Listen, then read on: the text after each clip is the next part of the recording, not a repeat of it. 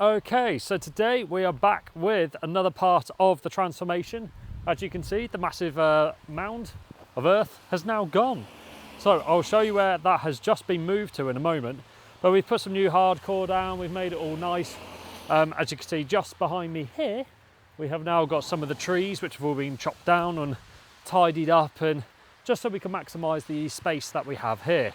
I can see there's a bit of rain coming onto the lens, so I do apologise if you can see it, because it's not the nicest of days here today. But as you could probably tell, we're going to be able to get a lot more vehicles, well, here as part of the new site. So I'm going to show you some other groundworks which we've been doing as well. But yeah, we're just getting ready really for the new transformation of, well, the main headquarters of Otter Vale. So yeah, let us know if you do like all of this transformation and seeing these behind the scenes videos, and let us know in the comments down below, of course. But yeah, let's well, we'll cut back to it in just a moment once I've walked there, of where we've been moving all of the soil. Okay, so we're back to the other side of the site now, just next to our customer collection area.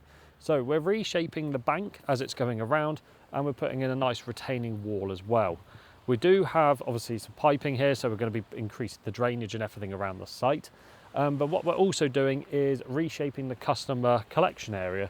So this is where, if you do buy a vehicle from us, this is where your vehicle is going to be located, and hopefully driving out the showroom door there. But yes, as you probably could tell, later on we're going to have nice grass seed and everything else, just to make it all look a lot nicer. And there we go. So that's currently the update today. We're about a week in since I last checked in with you guys. But obviously we're trying to do these groundworks around the rest of the movement of the business, because there's some other things going on as well.